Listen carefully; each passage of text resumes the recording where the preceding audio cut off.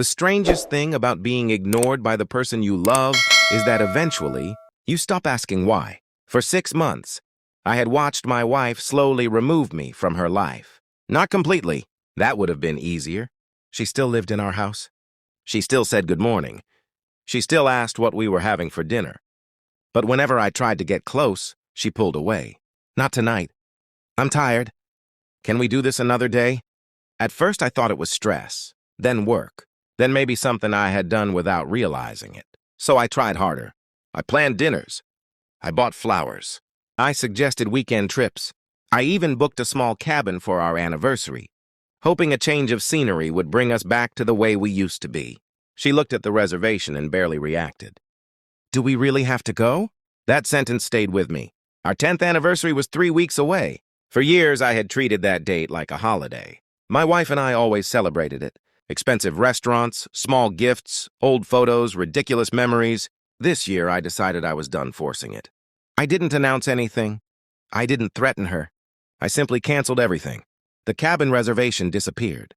The restaurant reservation disappeared. The expensive gift I had ordered was returned. Then I took the money I had planned to spend and booked myself a quiet, 5-day trip to another city. I didn't tell my wife. For the first time in months, I wanted to see what would happen if I stopped trying. The answer came sooner than expected. 2 days before our anniversary, my wife walked into the kitchen holding her phone. Did you cancel the anniversary trip? I looked up from my coffee. Yes. She stared at me. You canceled it? Yes.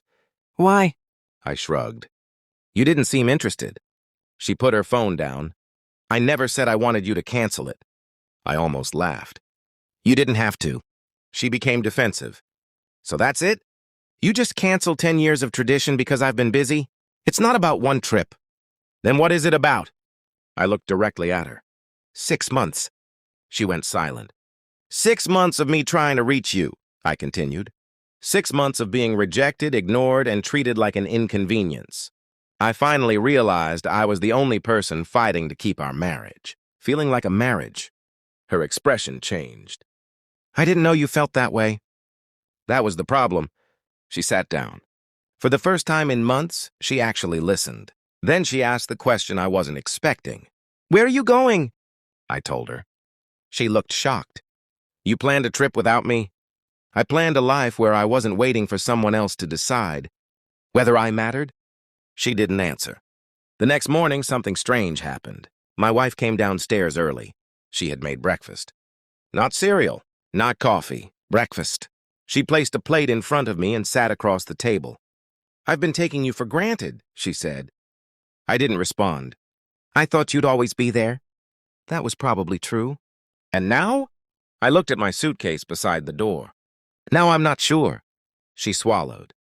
Can I come with you? That question changed everything.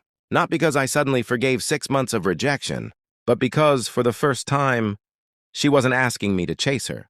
She was asking to come after me. I canceled my solo trip. Not because everything was fixed. It wasn't. We spent our anniversary differently that year. No expensive restaurant. No fancy hotel. Just 2 people sitting across from each other. Finally having the conversation we should have had 6 months earlier. And I learned something I never expected. Sometimes people don't realize what you're doing for them until you quietly stop doing it. You don't always need a dramatic goodbye. Sometimes, the most powerful message is simply to stop knocking on a door that someone refuses to open. And when that door finally opens, you get to decide whether you still want to walk through it.